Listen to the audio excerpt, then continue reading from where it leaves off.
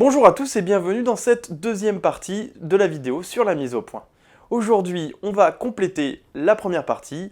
Je vous en dis pas plus, allons-y. On vient de voir que l'on peut à tout moment changer de collimateur pour faire la mise au point là où on veut. Mais je vais vous montrer la technique du recadrage qui est plus rapide. Pour ma part, j'utilise quasiment toujours le même collimateur, à savoir le collimateur central. Pourquoi? Eh bien parce que c'est celui qui est le plus sensible à la lumière et au contraste, et donc le plus performant. Le problème, c'est que notre sujet n'est pas toujours au centre de notre image. On va donc faire la technique du recadrage. Je vous montre.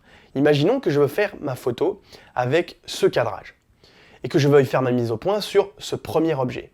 Eh bien, je vais faire ma mise au point sur mon objet en appuyant sur le déclencheur à mi-course et sans le relâcher, eh bien, je vais recadrer ma photographie. Et à ce moment-là, je peux déclencher. Et ma mise au point sera restée sur mon objet, comme on le voit ici. Si vous faites le test et que ça fonctionne, pas de souci, mais si ça ne fonctionne pas, je vais vous montrer à quoi c'est dû. Pour utiliser la méthode du recadrage, il faut que notre mode autofocus soit bien réglé. Pour cela, les canonistes, vous allez dans le menu simplifié, à l'arrière du boîtier, puis en appuyant sur la touche Q, vous accédez au réglage. Vous sélectionnez ici le mode AF et vous mettez en One Shot. C'est très important. J'invite donc tous les canonistes à vérifier sur leur écran qu'ils soient bien en One Shot. C'est écrit, normalement, vous le voyez, et si ce n'est pas le cas, eh bien vous pouvez le changer. Pour les nikonistes, c'est exactement la même chose, sauf que le réglage est ici, et qui s'appelle AF-S. Pareil, je vous invite tous les nikonistes à vérifier que vous êtes bien réglé en AF-S. Il y a d'autres modes, comme le mode AF-A et le mode AF-C, mais c'est le mode AF-S qui va nous intéresser. Si je suis dans un autre mode, eh bien, ma technique de recadrage ne pourra pas fonctionner. Car au moment de recadrer, eh bien, la mise au point ne se bloquera pas et mon autofocus continuera à chercher un autre point pour faire la mise au point. On appelle ça un mode continu, car la map n'est jamais verrouillée.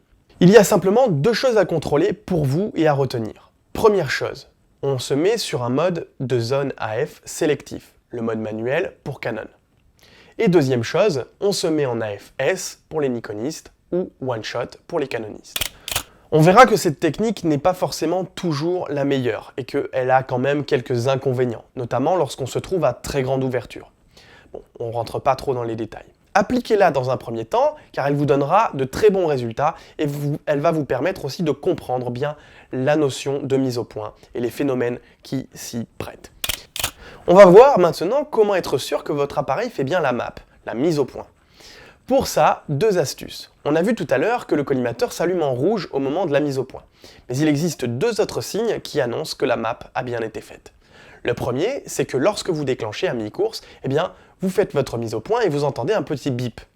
Si ce n'est pas le cas, c'est que votre appareil photo a été configuré pour ne pas le faire. Mais vous pouvez le rajouter dans les menus. Le deuxième indicatif se trouve dans votre viseur. Il s'agit d'un petit point rond qui s'allume dans un coin. En général, chez Canon, il est à droite et chez Nikon, il est à gauche. Encore donc une raison de mettre l'œil dans le viseur pour prendre des photographies.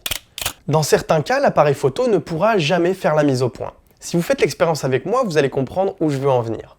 Si vous mettez un doigt devant votre œil, en fermant le deuxième, et que vous le regardez, eh bien, vous finirez par voir votre doigt net et l'arrière-plan flou. En quelque sorte, votre œil va faire la mise au point sur votre doigt. Mais si vous rapprochez votre doigt progressivement de votre œil, eh bien, au bout d'un moment, vous ne pourrez plus le voir net, même en vous concentrant. Effectivement, puisqu'en dessous d'une certaine distance, environ 15 cm pour l'œil humain, eh bien, on va être incapable de faire la mise au point. C'est ce que l'on appelle en physique le punctum proximum, c'est-à-dire le point le plus proche que vous pouvez voir net. Eh bien, votre appareil photo, et plus précisément votre objectif, a lui aussi un punctum proximum. C'est ce que l'on appelle, plus communément en photographie, la distance minimale de mise au point.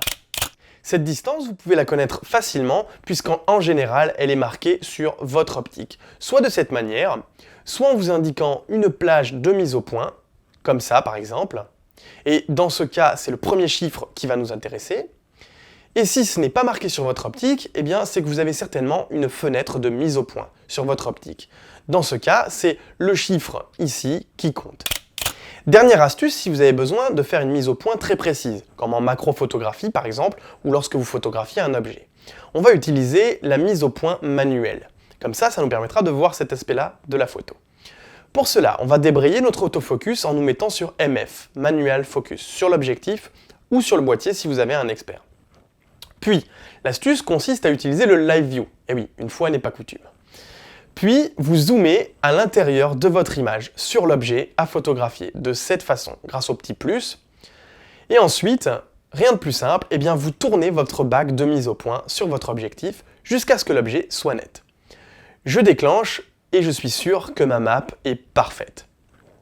Dernier conseil, pratiquez, pratiquez, pratiquez et encore pratiquer. La rubrique à retenir. Alors, de ces deux vidéos, que faut-il retenir? On a vu que la map est une notion très importante, car c'est ce qui nous permet de déterminer ce qui doit être net dans nos images, donc de déterminer notre sujet. On a vu qu'en mode automatique, on n'a pas la main sur ce réglage, et que pour contrôler sa mise au point, il fallait passer sur un mode manuel ou un mode semi-automatique. On a vu qu'un petit bouton sur notre optique nous permet de passer en mise au point manuel ou assisté par le moteur de l'appareil.